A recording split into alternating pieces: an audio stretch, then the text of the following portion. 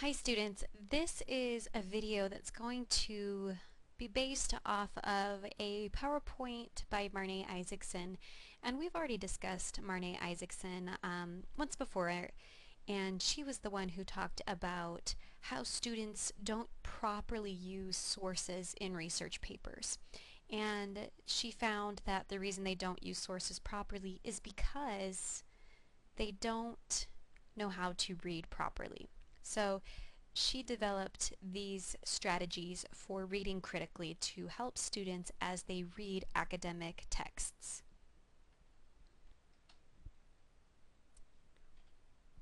So she posits that the problem is not that you are all dumb, lazy, unmotivated humans who don't care about the research they're doing, don't want to care about the research they're doing, things like that. She really wants to give students the benefit of the doubt that they do want to do the research properly. They do want to learn, that you're good people. So she says that the problem is that no one ever taught you how to read academic texts critically. And I actually do believe that that's true. So we're going to go through this PowerPoint, and I'm going to walk you through how I read a scholarly article, because I have to do a lot of research, I have to do a lot of reading, and if I read not using these strategies, it would take me far too long to ever read anything at all. So this is going to help you in all of your classes. No one ever tells you how to get through the sheer amount of reading that college requires. So this is actually really important, and I hope it's very helpful to you. So the first thing that Marne Isaacson suggests is that you be an active reader. You need to prepare yourself before you read, and then you need to do something while you're reading, and then you need to do something after you're reading. And I know you're thinking that these are extra steps and that it's going to take longer, but I promise you it will not. You will read faster and more effectively if you do these three things. And more importantly, you will have greater comprehension of what you have read. And that's the goal here. So she suggests before reading these strategies. So Thieves stands for looking at the title, headings, introduction, the first sentence of every paragraph or every section, looking for, if you're reading a textbook, if there's any vocabulary that's highlighted or if it's put in little vocabulary boxes on the side, if there are any visuals in the textbook or the article, if they ask any questions, and if there are any areas where there is summary. Those are the things that you're going to want to go through first and do a quick scan of all of those things. Then you want to launch yourself from a good place. So this falls into the before, what you're doing before reading category. And you're going to think to yourself, what is my purpose for reading? And she has a couple useless guidelines and then good purposes. And you need to be specific, and you need to make sure that your goal can be measured. Okay? So good purposes are specific and measurable, and they have to do with what you want to achieve. So if it's just like, I want to get an A on the test, that's not going to help you. You want to go back and see what your professor said you should be learning, if there's any outcomes or objectives, and that's what you want to gear your reading towards. While you're reading, you want to be doing something to actively help you stay on task. So something that you can do is take notes, and she's got a couple different suggestions for different types of download patterns that you can Google and get more information on. But basically you can make slashes or highlight things that are important to you. You can draw lines with ideas pointing to the parts of the reading. You can make a web, you can draw pictures. At the end of every page, she suggests maybe just writing down everything that comes into your mind. I like to write in my books. If you are renting or you're going to sell back your textbook, I like to use sticky notes or post-it flags, and then I just stick those directly in my margins, and then I can write as much as I want in my textbooks. Or if I am using a scholarly article or an academic source, I will print that out. I know it sounds expensive, but I'll print that out so that I can write on it as I read. Another download pattern specifically is called telegramming, and back in the olden days, you would send a telegram and they would charge you per letter or per word. And so you wanted to say your message in as few words as possible to save money. So when you telegram something, you're taking notes, but you're using as few words, letters, ideas as possible. Something else that you can do is try to anticipate what your professor wants you to learn. So using the guess method, going to class, using the notes, using the questions or the outcomes that the professor gives you. Examine where the professor puts emphasis in lecture and kind of figuring out what the tests or the exams or the activities are like. Do they stress more in-class discussion or do they stress more of the book reading on the tests? And that helps you kind of give an idea of how much effort to give your reading. If nothing from the textbook is ever on the test or is ever discussed in class, then I wouldn't dedicate a ton of time to the reading. Other professors may be very heavy on the textbook, in which case you need to dedicate more time and effort to your reading. You can also ask former students or ask the professor themselves, and you can also start a study group. The best way to learn something is to teach someone else. So that was all during reading. Now the after reading, like I said, you want to teach someone else to make sure that you've learned it. So you need to find someone who will listen to you, and they don't even have to be real. You can teach what you learned from your textbook chapter to your teddy bear or your dog or your cat, or call up your mom and say, hey, I'm going to teach you something. I'm sure she would totally love that. So you want to make sure that you're doing more than just retelling. You want to make clear that you know what the concepts are. You want to use your own examples or your own ideas to support your knowledge. And then you want to make sure that you can apply them. So you want to make sure that you're understanding things at a higher level. And then you want to kind of go back and reflect. Did you meet the purpose or the goal that you set before reading? So this is a really interesting quote because a lot of students think that it has to do with speed. And reading quickly is not always best, and sometimes it doesn't matter how fast you can read if you don't understand it. So reading critically is more than just moving your eyes quickly. It's a matter of knowing where to put your attention. Okay?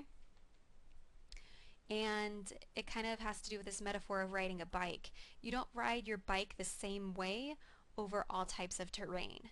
So some parts you might go slower on, some parts you might speed up, you might coast downhill for some parts of your bike ride, and that's just what reading is like as well. If I'm reading something that's very dense, literary criticism, Nietzsche kind of stuff, I'm going to go really slow to make sure that I understand. If I'm reading something really deep, Foucault or something like that, I need to go slow. I probably need to read it more than one time.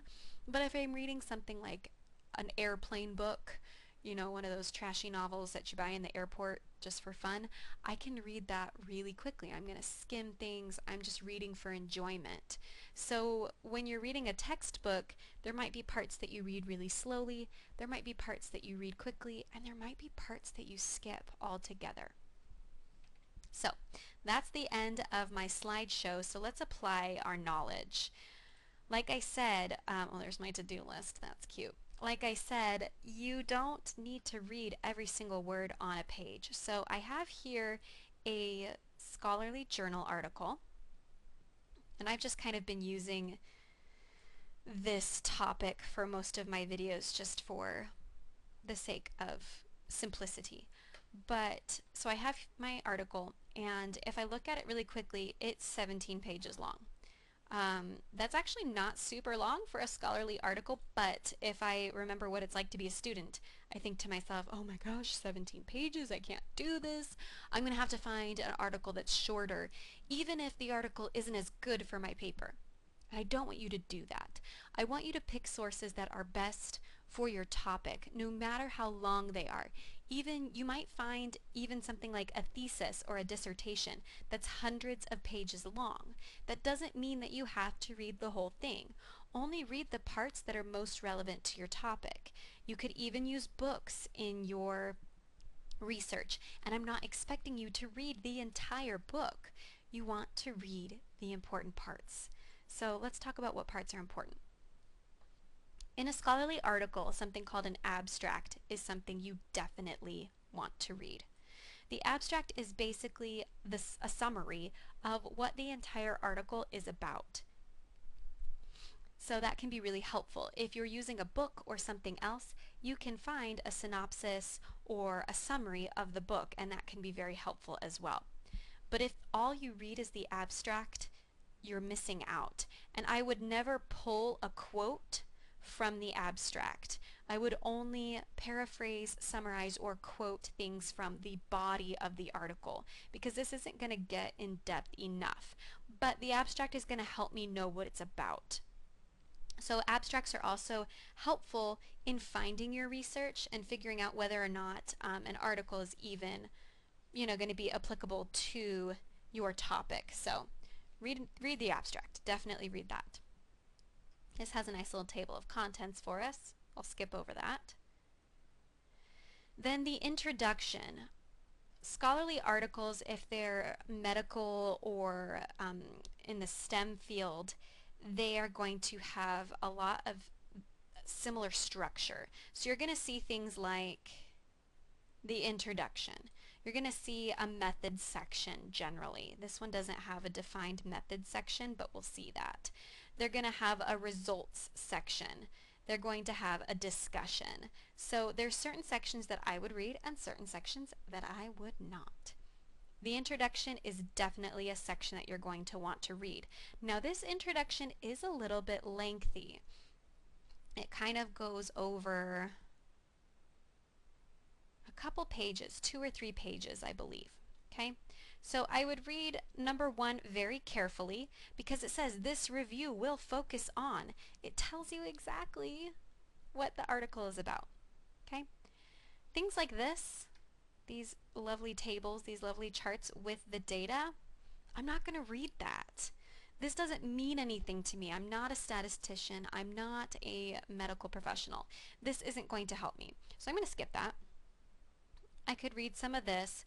Once I start getting into the nitty-gritty of this, I might start kind of skimming these areas a little bit. I'm going to skip this completely, these tables that show some of these methods. I might look at some of them just so I can see, what age groups, how many people were in the studies, because sometimes the methods can be helpful in evaluating your source. If you're reading about a study that was conducted on 3 people and they were all, high social status of the same race, that is a terrible study and it is not a good source. So you want to look enough into the methodology section or into how they conducted the study, enough to be able to evaluate whether or not the source, whether or not the study, whether or not the research is valid or worthy of reading. So, but other than that, you don't need to read into the methods section a ton, just enough to evaluate your source. Like all of this. We've got, statistical stuff that doesn't mean anything to me. So I'm going to skip down. Got more results, more results, more results, more results. Okay, I'm going to skip down to discussion. And I'm going to read the discussion and the conclusion. Okay? Then you get into the reference section. References can be helpful if you find an idea to be particularly poignant or relevant to your topic. You can see where they went, where they got that source. It'll take you there. And then you can go to the source itself to see whether or not it's helpful in any way to you, and it'll kind of take you to that was nice that it has a link that takes you to the other source. So the references can be helpful, but you don't have to take a look at them. So if we go back and evaluate what we actually read, we have one paragraph there, one full page, 1.5. So we'll be generous and call that plus our other paragraph. We'll say that's 2 pages so far. 2.5. That's not even, so 2.5.